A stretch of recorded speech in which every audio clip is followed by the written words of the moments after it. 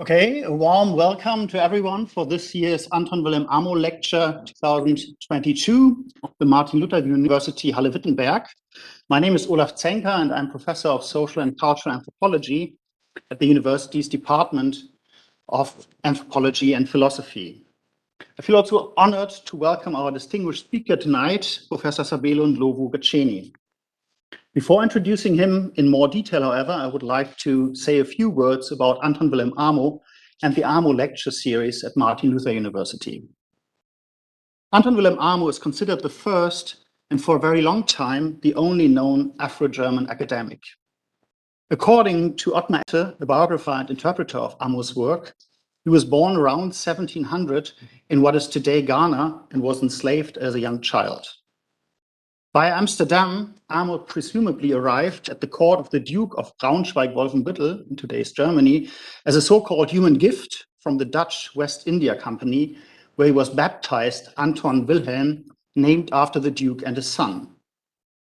After a thorough education, Amo took up his studies from 1727 onwards at the University of Halle, at the faculties of philosophy and also of law, where he completed a first Latin disputation in 1729 on the contemporaneous rights of Black people in Europe. Subsequently, he studied and taught at the Faculty of Philosophy in Wittenberg, where he was awarded a doctorate in philosophy in 1734. His Latin dissertation is dedicated to the mind-body problem.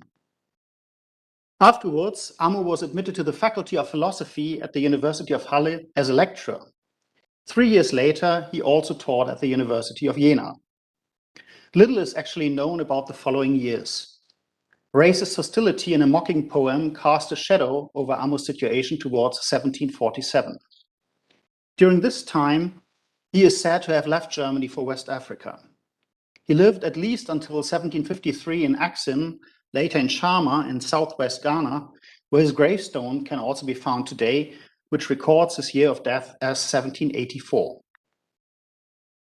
In the 1960s, under the impression of the friendship among nations between the then German Democratic Republic and newly independent African post-colonial states, Amo's life and work were rediscovered and became the object of intensified research here at the University of Halle, notably by Professor Burchard Brenches.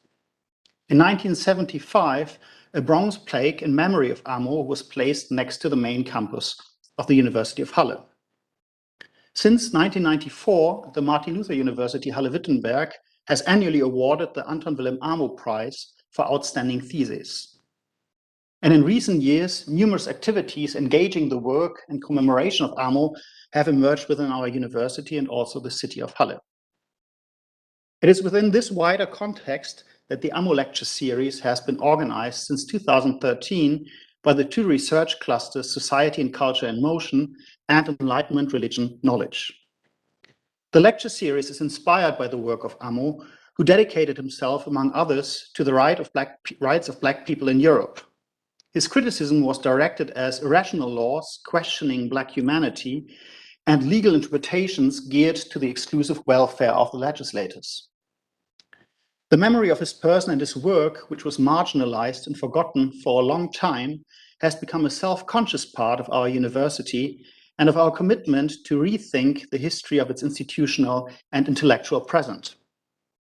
In a broad sense, Amo's work and his legacy constitute a strong reminder that universities must be open to all, regardless of racial, ethnic, class, gender, religious, or any other affiliations, free from discrimination and vigilant about power and its many disguises. More specifically, however, Amo's work is a pertinent symbol for the urgent need to decenter the intellectual space that Europe has come to occupy over the past centuries. Remembering Amo is thus also an important project of provincializing Europe and of imagining and instantiating an otherwise, epistemologically, existentially, and politically. It is in this spirit that renowned international scholars have been invited to deliver the Amo Lecture annually at the Martin Luther University in Halle. This brings me to our distinguished speaker tonight. Sabelo Ndlovu-Gatsheni is professor at the University of Bayreuth, where he holds the chair of epistemologies of the Global South with emphasis on Africa. He previously worked as research professor and director of scholarship in the Department of Leadership and Transformation in the Principal and Vice Chancellor's Office at the University of South Africa, UNISA. He was also the 2019 visiting professor at the Johannesburg Institute for Advanced Study at the University of Johannesburg. He's a leading decolonial theorist with over 100 publications in the fields of African history, African politics, African development, and decolonial theory. His latest book publications include Epistemic Freedom in Africa, Deprovincialization and Decolonization, published by Routledge in 2018, Rethinking and Unthinking Development, the Perspectives on Inequality and Poverty in South Africa and Zimbabwe, that appeared as a co-edited volume with Berkan Books in 2019, Decolonization, Development and Knowledge in Africa, Turning Over a New Leaf, which published also with Routledge in 2020, and most recently this year, the co-edited Routledge volume, Marxism and Decolonization in the 21st Century, Living Theories and True Ideas. Before handing over the work to Sabelo, however, two long pieces of information. First, if you are following the lecture online, which is streamed simultaneously, please use the chat to write down your questions for the Q&A, so that Thomas Götzelmann, who is following the chat, will be later on able to read out some of the questions for the discussion. And also be informed that we are recording the lecture, but not the Q&A, so we will only have the filming of the speaker, so to speak, and there's no issue of private protection of private data, so to speak. Anyway, thank you, Ms. Sabelo, for accepting our invitation to deliver this year's AMO lecture, and the floor is all yours. Thank you. Like all of you, and like all of us, I'm also a product of a westernized university. Even though I studied my undergraduate, my postgraduate at the University of Zimbabwe, even my PhD is from University of Zimbabwe, I can't claim that I went to a decolonized university. With the work which we studied there, we didn't study AMO and some like him. We studied more of Karl Marx, Max Weber, and Gramsci and the others. So AMO, I'm also coming to AMO as a discovery. So I thought, how do we remember AMO? I thought, let me read a bit about him. And after reading about him, because I have my own work, which I've always been doing, and I wanted to create a bridge between AMO's life story, intellectual engagement, and my own work. So what I'm going to present here is not really a biography of AMO. So what I'm going to do here is try to make a bridge between the life story of AMO and the work which I'm doing on decolonization.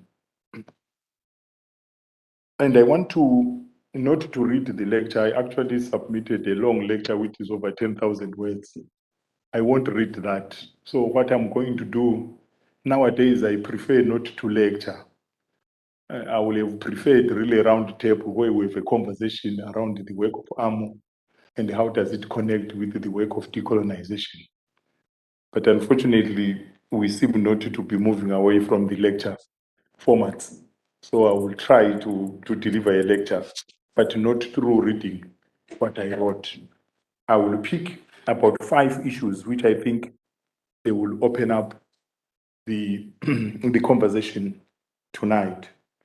The first issue which I will do, I will try to briefly reflect on the life and the scholarly work of Anton Amo from the little which I've read, and try to pick up the existential and the epistemic questions which he raised, and try to see whether there is connection between what he was engaging with and what we are trying to engage with today in the decolonization debates. So that will be the first issue which I will engage with. Then I will move on to talk about, because I think from my reading of Amo, it looks like what he was trying to engage in relates specifically to the reopened epistemological questions of the 21st century. And I will try to reflect on those as quickly as possible. And then I will move on to the third step, where I will go back to the question of, is it true that knowledge can be colonized?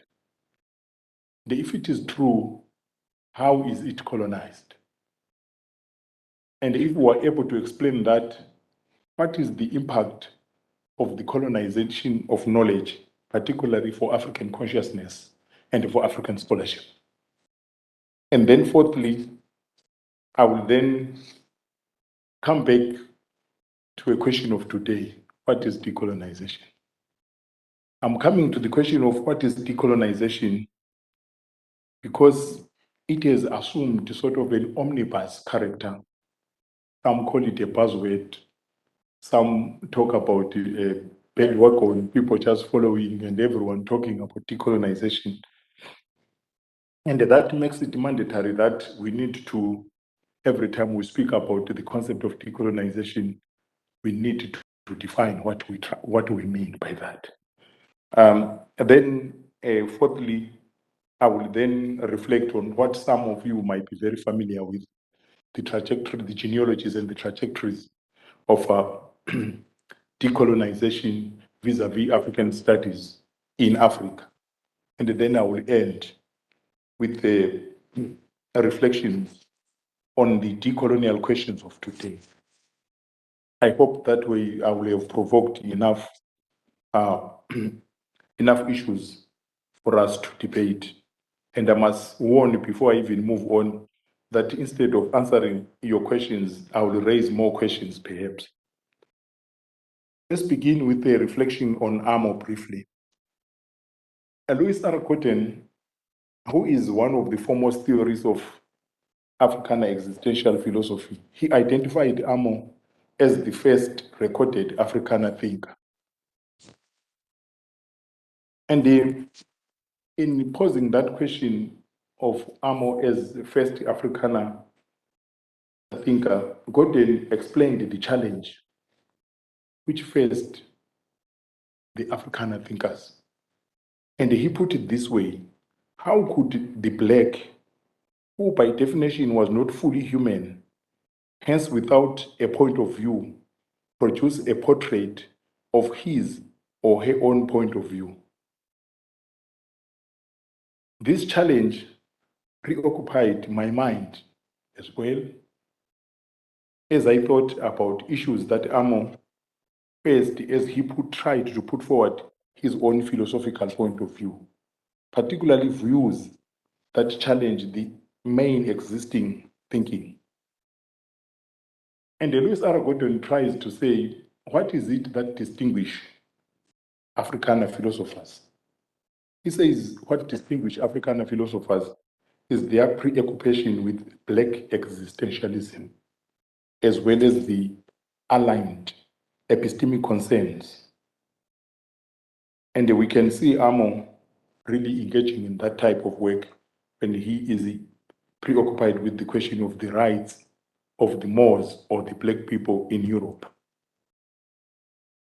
And we can also see Amo engaging with the questions of the mind and the body, and his insistence on the role of feelings and emotion in knowledge production. A question which is also picked up by the negritude movement and the others. And that question, I will demonstrate, it has also come back to haunt us in the academy today. So I see Amo also as engaging in the theory of knowledge. And it is that theory of knowledge which I think links the work of Amo to the work which we're doing today. And I will move quickly to what I've termed the reopened epistemological questions of today. And I will quickly say that what distinguishes the epistemological questions of today, the reopened epistemological questions of today, is that they are inextricably linked with the existential questions. And that is, if I read them from the African archive, from the Black archive, it tells me that it is very hard to distinguish the epistemic questions there, then the existential questions there, or the ontological questions there, then the epistemological questions there. They seem to be inextricably intertwined. And I want to put it as simple as possible so that when we have our debates, I want to, and this is the way I even try to teach when I'm at University of Bayreuth, because I've tried to introduce new courses on decolonial theory, epistemology of the global south, knowledge in development studies. This is the courses which I've tried to, and the starting point every time, I always try to start with the reopened epistemological questions of today. They are reopened questions of epistemological questions of today, but they are not new. And I must underline that. They are reopened. They were somehow closed, but they are reopened. And the first one is a very straightforward question, but whose answer is not as easy. Where does knowledge come from? I think that question has come back to haunt us in the academy. The second question, which is really very topical today, I'm not sure here, but where I teach, and even when we're in Africa, it was the question of what is the relationship between identity and knowledge? And this links also with the Amos life and the intellectual production, whereby you will find somebody who was trying to self-define himself, who was defined by others, named by others, but he was also trying to name himself when he added Guinea, Africanus, trying to link with where he came from. So that question of identity and knowledge is also a topical question today. And then the third one is the question of the relationship between knowledge and geography. Is there a relationship between knowledge and geography? And of course, when we're talking about Amo, already gave his brief biography, his experience being sold into slavery.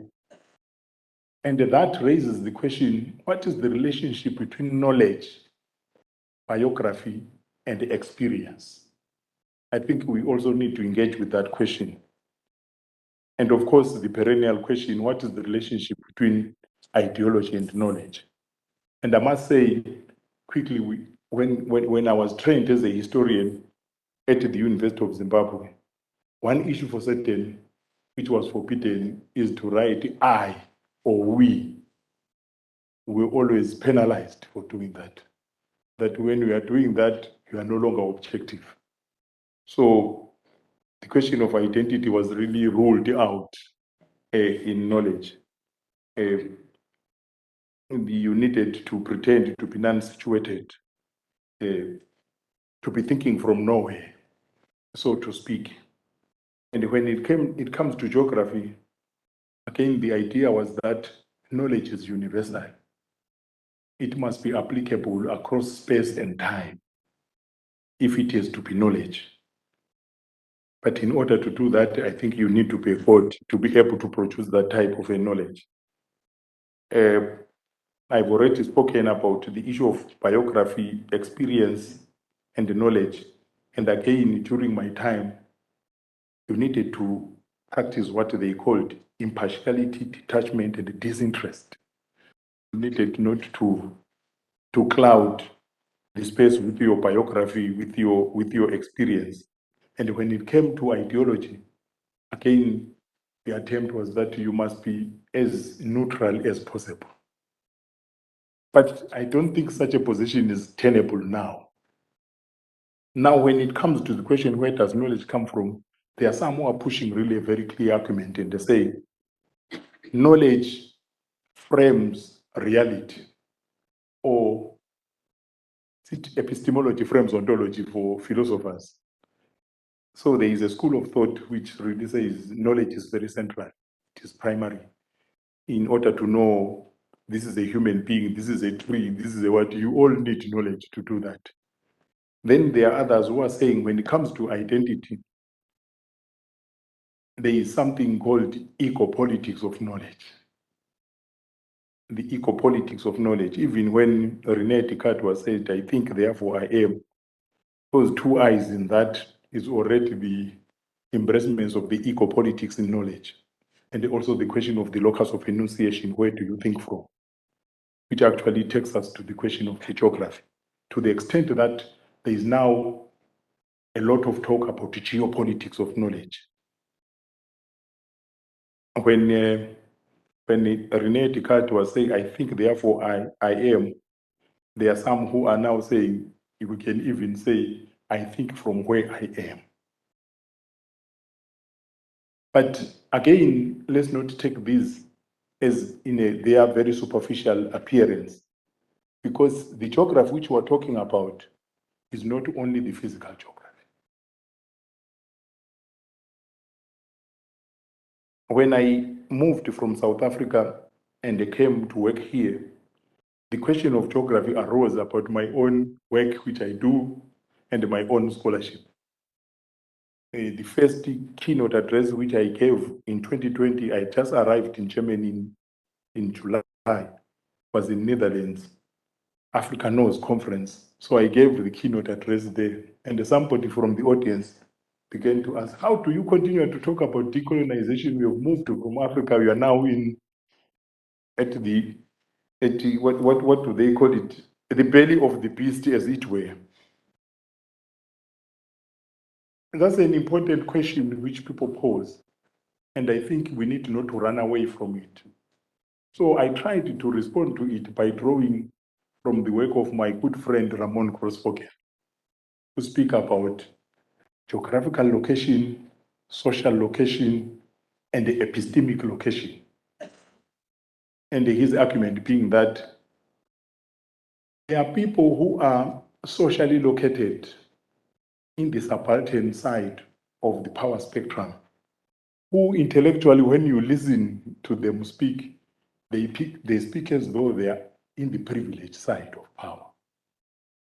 And he went on to say, that is a sign of the success of coloniality. It dislocates. It leaves the body, maybe where it is located, but it transports us epistemically to think about ourselves from outside ourselves. That's one. Two, he was also saying we must not confuse epistemic location and the geographical location, the physical location. People can move physically, but do they move epistemically simultaneously? And this answers a number of questions which I will preempt immediately from here, whereby it is not true that because you are based in Africa, therefore you produce decolonized African knowledge. The physical location in Africa is not the certificate that automatically you produce knowledge which is decolonized. There are so many people who will shock you on the continent when you speak to them. They will speak exactly even more Eurocentric than Europeans themselves. So it's important that we have that cleared straight away. But these questions, these retained questions, they become even more important during this moment. I'm not sure whether all of you have been following the debates which are taking place, the debates about trying to ban critical race theory, the debates to try to ban intersectional studies, post-colonial studies, and decolonial studies. I've been following the debates, particularly in France, where there was this argument that, but France follows the Republican tradition. The question of identity is a no-go area. If these issues of post-colonial studies, decolonial studies are coming in, they are foreign ideas from the United States, which are coming into France, into a Republican a context, and therefore they are not relevant.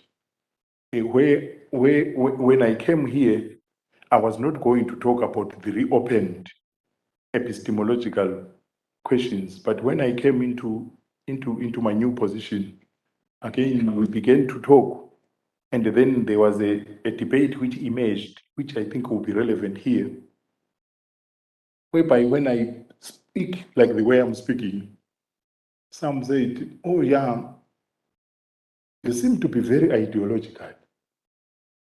As for us, we are very scientific. I'm not sure whether you have a debate like that here, but there it became an important debate whereby they were saying those who are pushing the decolonization a discourse, they are very ideological to the extent that they are not scientific. Then there are some who are doing scholarship which is scientific. And I say it fair and fine, I understand that debate. But if I'm ideological and you are scientific, what brings us together is the pursuit of truth in the first instance. If indeed it is true that what brings us together is the pursuit of truth, let me ask the question, who is nearer to the truth? The one who hides his identity, who hides his ideology, who hides his gender, who hides everything and they pretend that I'm just right? From the one who openly declares that I'm a man, I'm black, I have other identities which I'm aware of, there are some which I'm not aware of, and when I write, they influence what I write. Who is nearer the truth between those two? So the one who says he's scientific, the only success is that he hides more of those things.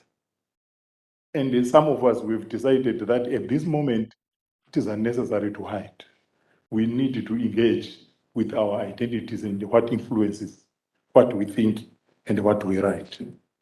So there is that which I wanted to share with you here. Then the third part of this lecture, I wanted to address a third question, which is the question of colonization of knowledge.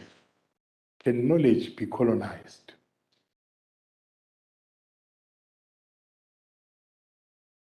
And that question is also related, can knowledge be killed?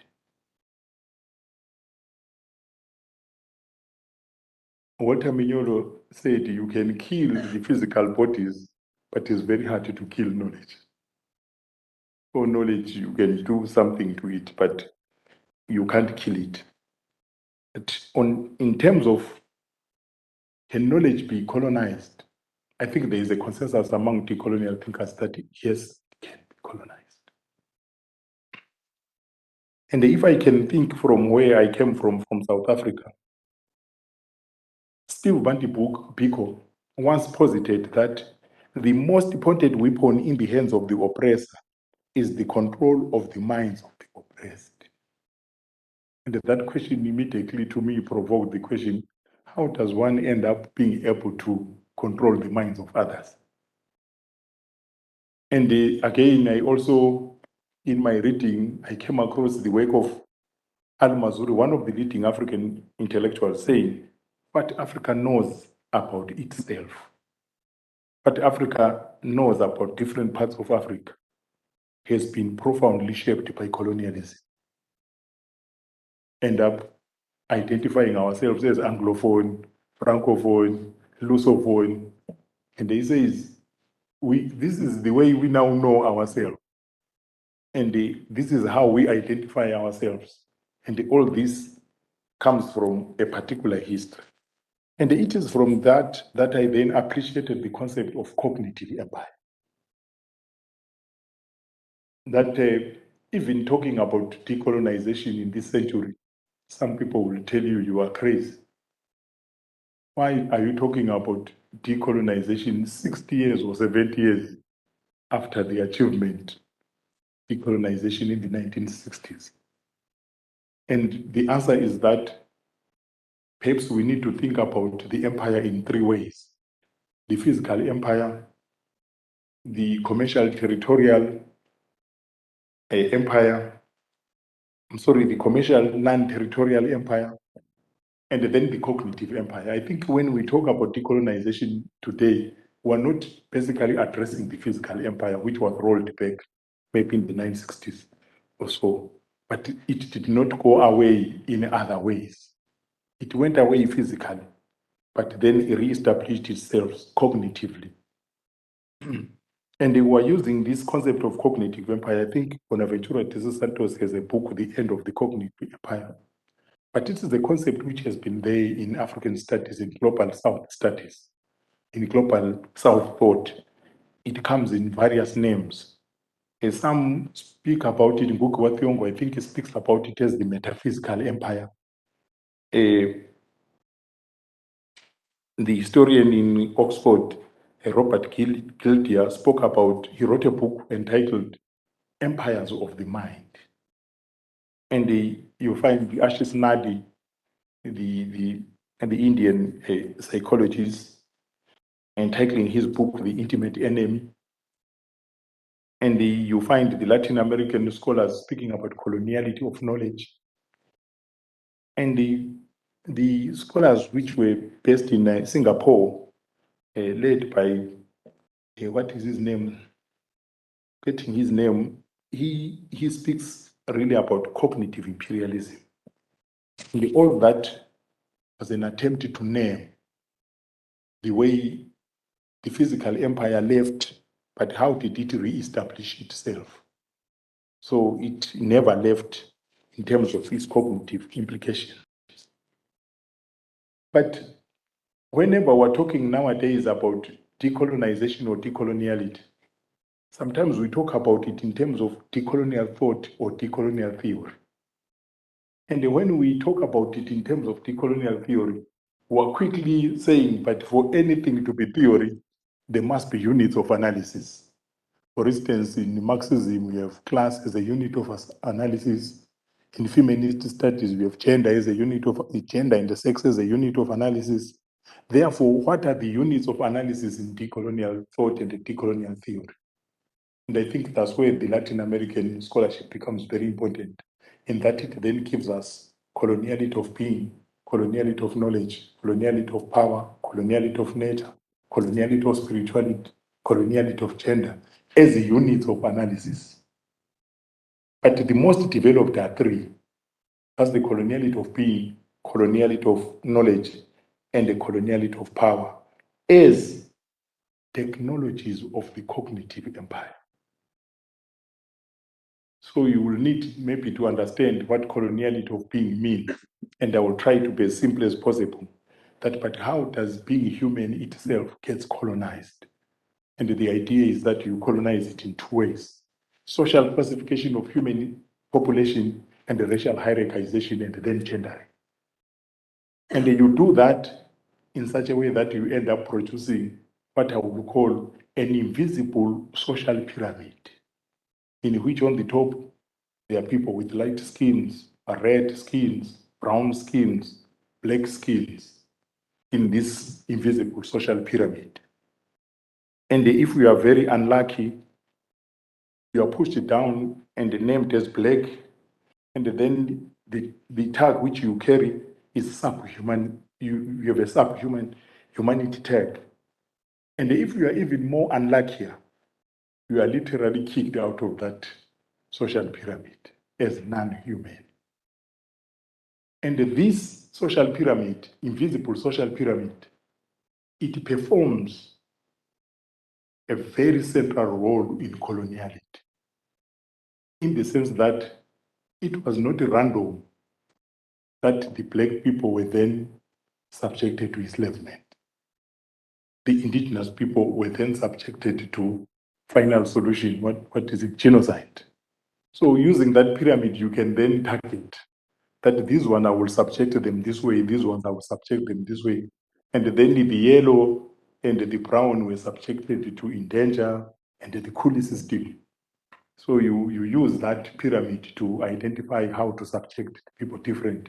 And then the women, you also subject them different in that social pyramid. But it has also links with now coloniality of knowledge.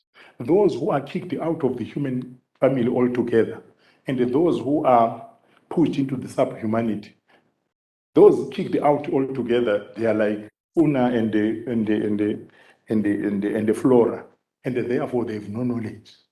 That's the thinking. And those who are pushed into the subhuman category, at least you say they might have knowledge, but their knowledge is primitive. It's superstition.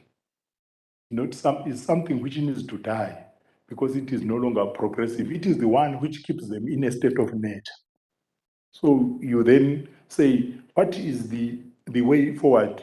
Is to civilize them, is to convert them, is to enslave them, is to do all these other things. And then you claim that you actually help them. So that's where the coloniality of being and the coloniality of knowledge links. but it also links with the coloniality of power. In that, once we have created this pyramid, those whom you say they are non-human beings, they don't accept that. Those whom you say they are subhuman, they don't accept that. They know themselves as human beings. And therefore, when we have done that pyramid, you need to govern it. You need to have a governing structure, institutions, and systems, which will keep these ones out. This one is subhuman. You need to surveil what we've created. So that's where the question of coloniality of power comes in, together with the concept of colonial matters of power. I thought I must say that. But there is a third dimension to it, if not a fourth one, which actually haunts us today in the academy. I'm not sure whether here, but where I came from in South Africa, this was a main question. The question of global economy of knowledge.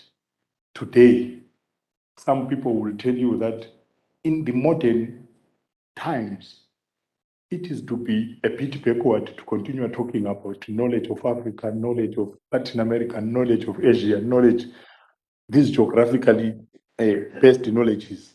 In fact, binaries have fallen because of the increased human global entanglements. That's what the argument will say. And the secondly, it will say that the issue of peripheries and the centers was a 1970s debate, and it can't be repeated today. And therefore, the topical issues of today are issues of partnerships, issues of collaboration, and the issues of solidarities in the knowledge domain. It sounds a very nice argument, isn't it? But the issues is when you then enter deeply into the global economy of knowledge, you then realize that there is a resilient and even intellectual division of labor, in which theory is still coming from Europe, North America, and then the empirical data is still from Africa, Asia, Latin America, and the other parts of the global south. And I've seen it practically, colleagues moving here into the continent, and they have their colonies. Either some have, they are specialists on Ghana, others are specialists on that. They've divided it very fairly among themselves. And the issue is that they hunt and they gather the data, they come to process it here. That's where models in economy, they emerge. Theories in social science and humanities, they emerge. And the formulas, they emerge. And then they are retained back to the continent. Whenever I supervise doctoral and master's students, we move very well together on conceptualization, on titling, on methodology. Immediately we reach the area of theory and the concepts. That's where you will find something very interesting. All of them, the data will be African. The theory, they will look for a European theorist. And it looks like it has been naturalized and normalized. Somebody was doing work on Ilorin in Nigeria. He was working on the question of how Islamic communities in that community, despite the fact that they are Islamic, they are not antagonistic to Western European thought and knowledge. They send their children to schools which teach them the Western knowledge. So I said, that's an interesting topic. Let's move on. Then when we reach the theoretical framework, then the person says, no, I will be going to use Bordeaux from France. Then I asked the question, how did you arrive at that? It was a random selection. And then I say to the person, do you know the work of Edward Wilmot Blyden, 1888? It's the Christianity, Islam, and the Negro. Says, I've never heard about that. Then I say, do you know Kwame Nkrumah published a book in 1964, Consciousism? No, I don't remember that one. Then do you know that in 1986, Ali Mazrui published Africa, a Triple Heritage? I think I know something about Ali Mazrui, but I don't remember the book. So I say, but if you go to that literature, they were dealing exactly with the question that we are dealing with. How do we bring European Christian tradition, Islamic tradition, and the African indigenous tradition together? And the argument they are trying to present there is how the modern African is actually a hybrid of this. The person did not know about that. That's why he looked for Bojo, who was not even relevant. And another colleague was doing poetry in northern Nigeria. And again, he decides to bring Jacques Derrida and Michel Foucault into that. And the thesis was a very good thesis, but the theory and the empirical data, they were not sitting together comfortably. The theory really was going the other direction. And again, I said, but you are coming from Nigeria, a big country like that. Sure, there are no scholars who have dealt with this question. When you check on the continent, there's nobody who have dealt with this question. That you then look for Derrida, and again, the answer was not very clear. So those are some of my concerns which I grapple with. And some of them are very practical, even to me. When we were working at the University of South Africa, the issue was that we have credited and uncredited journals. And the accredited ones, the ones whereby you get points if you publish in those. They are categorized really hierarchically, international, national, and then nothing. And the international was always those from the global north, from Europe and Africa. If you want to really get recognition and the respect, you need to publish in those. And if you publish in a journal in Argentina, it was not international. International is really Europe and North America. And I learned it practically in that square. So that's one thing. But I want to move on very quickly to also say, if indeed you agree with me that there is a cognitive empire which then influences, which invades the mental universe of other people, what are the consequences of this? I think the best scholar who help us, because the work which we are doing in decolonial, the decolonial work, it has multiple layers. One layer is a recovery layer. Try to recover Amo, Kruma, and the others who are really, they are there, but they are not at the center of the academy. So we've that work to bring them in, and also to draw theory and the concepts from them. That what they produce, we don't normally distill theory from them. That's why we always go to look for theory from somewhere. It is assumed that their work there is no theory, which is not true.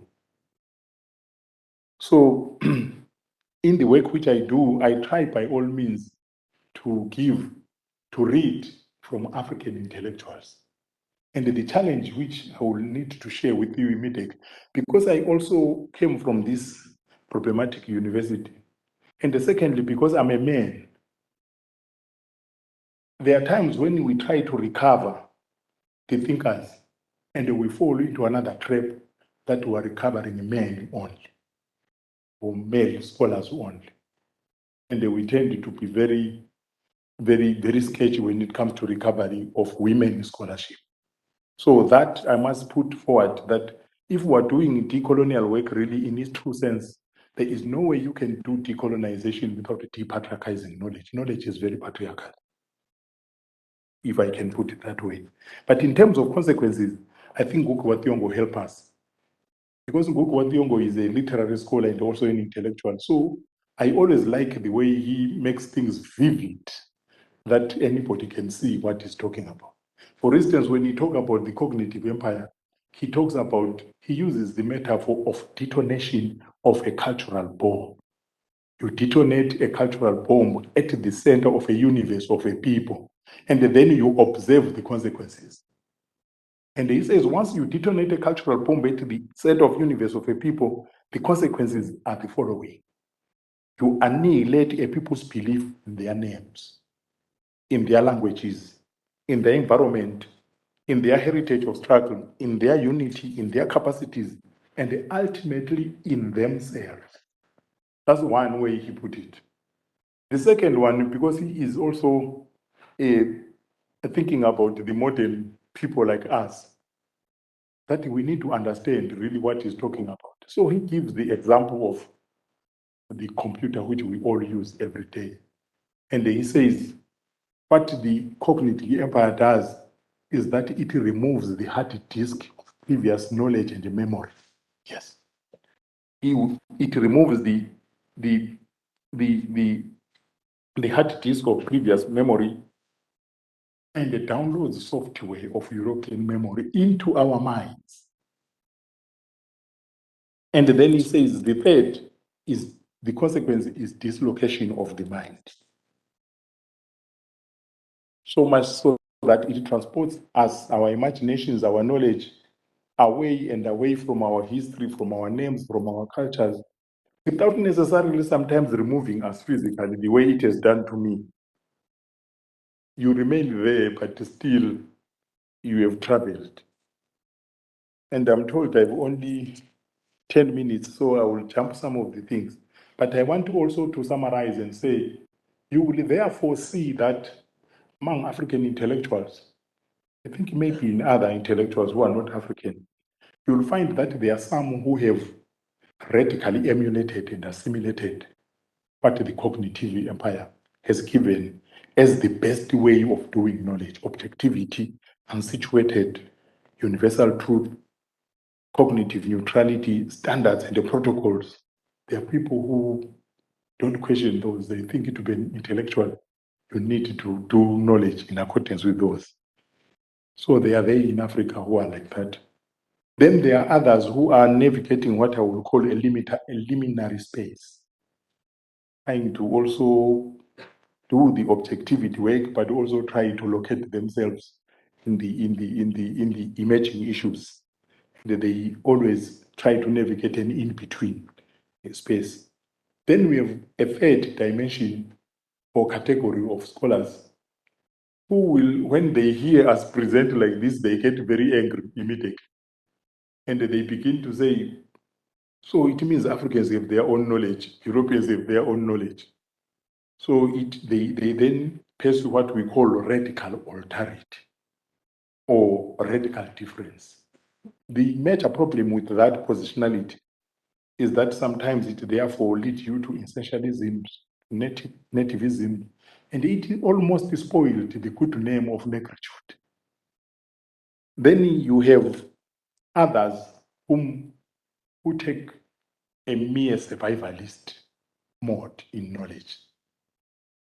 Most of them in the continent, they resort to sycophantic tradition, always becoming a flatterer of those in power, maybe in order to make them give you something. They become regime intellectuals, or at a global scale, they occupy what we call compradorial intellectual position.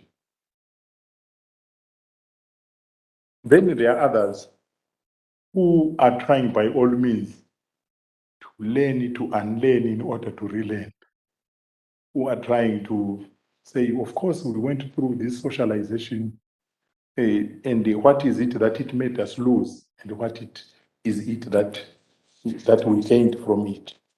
And I think those are the people who try to do what we call decoloniality today. But I wanted also to say, if you want to understand the trajectories and the genealogies of African knowledge, you will need really to go back to the basic epistemological questions and the basic existential questions, which were posed not only by Amo, but by others as well, such as William E.P. Du Bois, for instance. How does it feel to be somebody who is defined as a problem in the world? And perhaps you go to the work of Amias who posed what he called tormenting questions, 3 tormenting questions. Who am I? Who are we? What are we in an anti-black world? And it is these epistemological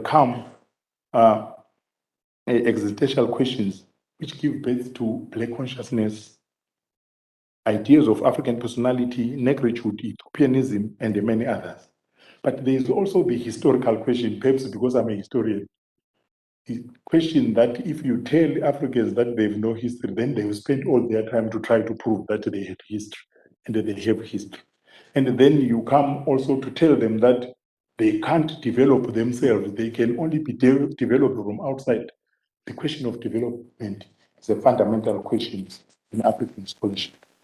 So briefly, I wanted to say that, and then move on to say, this is why you will find political leaders like Kwame Nkrumah running a state, pushing the agenda of Pan-Africanism, but at the same time concerned with the epistemological project in Ghana, to the extent of being instrumental in the establishment of the Institute of African Studies, and even trying to lead from the front by saying, when you are saying African studies, what will be the purpose of African studies?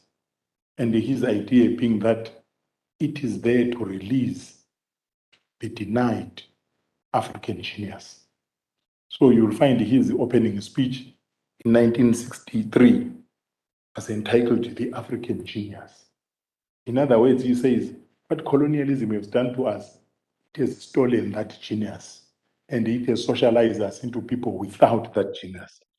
And then in 1964, when he opened the first International Congress of Africanists, he talks about the African Renaissance, how to revive. So you will begin to understand what they mean by decolonization. Beyond the achievement of political independence, beyond dealing with the questions of economic development, the catching up and all this, they were also saying, but this revolution, this African national revolution, will never be successful unless it is anchored in African knowledge system. And you can go to Nairobi, it was almost similar questions. You go to Ibadan, it was almost similar questions. You go to Dakar, it was almost similar questions. You go to Kinshasa with the notorious Mobutu Sese Seko, he was also saying, on the TCT, trying also to bring those questions in. But the major problem, perhaps if we come to critique, one is that it looked like by then our interest was more into participating in what Franz Fanon calls the European game. We're trying to put ourselves in there. The question of today perhaps is different. The way we are dealing with the question of decolonization today, we are questioning the rules of the game themselves. We're not about coming in, trying to come in. And even in Europe here, I found the major issue is about EDI, what equality, diversity, and inclusion. Always ask the question, but we are being included in what? So the question is really not to just include, to also question that which you are being included in. So if you bring a person like me here under the banner of inclusion, the problem is I will begin to ask other questions from inside. And that's where we begin to have a different engagement. So I think because I have no time, I need to run and say, why is it that decolonization is returned? And they being carried, maybe embodied by the Rhodes Must Fall movements in South Africa, and also maybe by the Black Lives Matter movement in the United States. Isaac Kamola said there are good reasons for this return. Said the voices are poetic yet stringent, theoretical but immediately practical to peculiarities of the struggle. The horizon of these texts and argument often contain the future filled with possibility, even if the specific outlines are not entirely discernible in the present moment. Then the other aspect which makes us return to the question of decolonization is that there is a feeling among men that it is an incomplete project. Then there is a fourth question, which is about, we are returning to the question of decolonization because every time we can see the resilience of the cognitive empire and the coloniality of knowledge. And then perhaps at a planetary scale, which now brings Europe and everyone in, is the question which not only people from working from the decolonial school, but even others working from other philosophers working, even popular philosopher like Zizek, he seems to agree that there is there is a systemic crisis, terminal capitalist crisis, ecological crisis. And if indeed it is true that we have this systemic crisis, which manifest themselves in terms of ecological crisis, perhaps in search of the solution, cannot abandon the epistemic question. It might be that we could not predict even the global financial crisis when it was coming in 2008, 2009. We could not save ourselves as quickly as possible from the COVID-19 because our knowledges might actually be exhausted. And if they are exhausted, we will need to think about the knowledges which took us the past 500 years up to today. Can they be the same knowledges which takes us out of the crisis into the future? And the decolonial project comes within that space to say maybe on environmental issues, it will be important to turn to other knowledges. Knowledges of those people whom we said they are primitive and backward because they sit comfortable with nature. And we decided that we're clever, would come with capitalist extractive systems and then provoke nature, and the nature begins to beat us. Then we cry about natural disasters. There's nothing natural about these disasters. Perhaps we were a disaster ourselves. So I will end by saying the burden of what is before us is a very heavy burden. And it cannot be given to the people of Global South only. It's a human burden. If indeed, in order for us to come out of these crises which we're facing, we'll need to rethink thinking itself. All of us will need to do it. And the question which always arises, having spoken like this, are you there for saying there is knowledge of Europe which needs to be discarded, then there is knowledge of Africa which needs to be put on the agenda? Not at all.